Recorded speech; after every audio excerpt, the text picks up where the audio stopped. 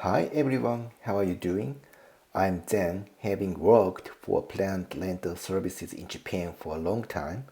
I'm very happy to share my knowledge how to care and arrange in-house plants with you.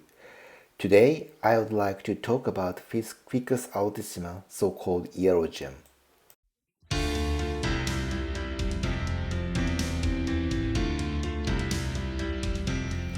Here you can see Altissima, which is a variegated rubber plant. The yellow and green variations looks beautiful. In Japan, where I live, Altissima is very popular among many types of rubber trees.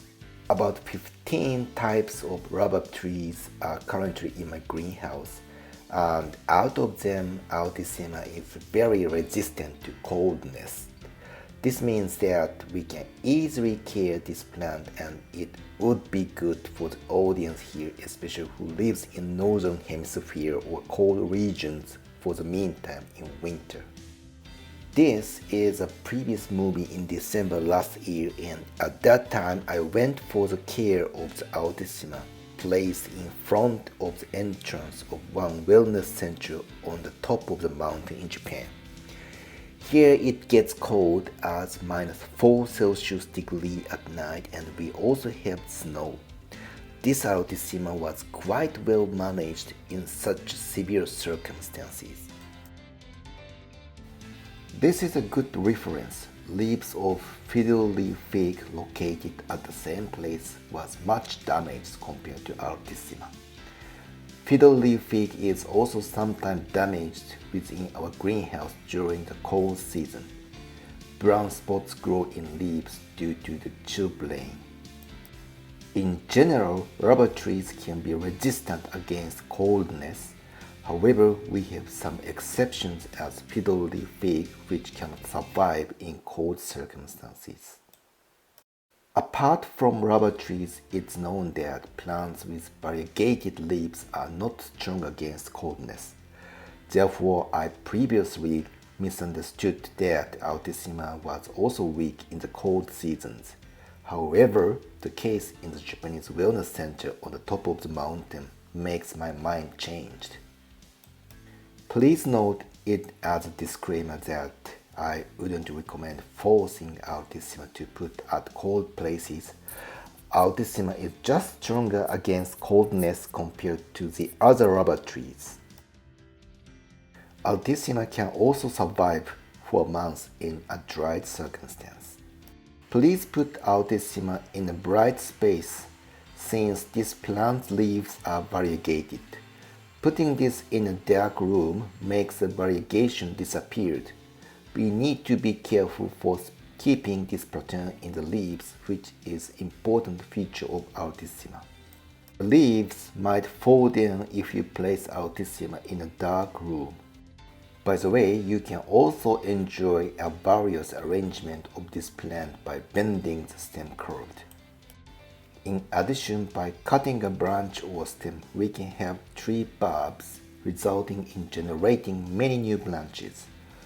When the warm season has become, we can utilize the feature of putting the plant forth new leaves with taking away damaged leaves. We can go through the procedure together in my upcoming video on a different occasion, so please look forward for it. We now come back to the topic of Altissima about resisting against dryness. Despite of the strong feature, watering is essential. Watering is something difficult, and the key point is keeping the stem moisture. When soils in the pot get dry for a long time and then the stem inside gets less moist, leading to cause a heavy damage for the plant. Please think about ourselves. It's late to drink water when feeling thirsty in a marathon event. Drinking water before feeling thirsty is important since it takes time that water goes around the body. Plants, same as us, could be heavily damaged once inside of the stem is completely dried. Plants take time to get moist with soils. In a cold season, the amount of water evaporated from leaves are 3 to 5-fold more compared to the other seasons due to the heating system. Once the plants get dried, Many leaves will be dropped off, and this is a very serious situation even for rubber trees, showing a strong resistance against dryness. When dryness in the plant starts, you can notice that leaves get rolled. Please water plants if you see this sign. I am very keen on watering to maintain the plants in a good shape. If I see rolling leaves, I could drastically put the whole plant with a pot in a water container in a warm room. Then the plant can strongly absorb water. You may see that leaves get oily and sticky when your Altissima is dried. In relation to this topic, please be careful for occurrence of scale insects.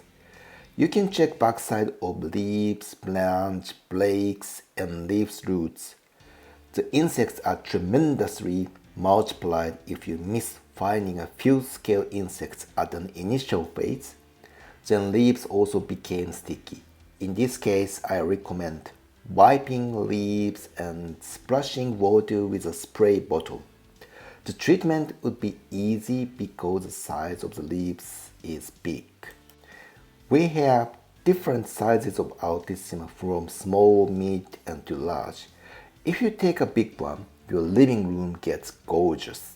Altissima is a plant that we can easily manage in cold seasons. Now you know everything about the houseplant Altissima, and let's try it together now.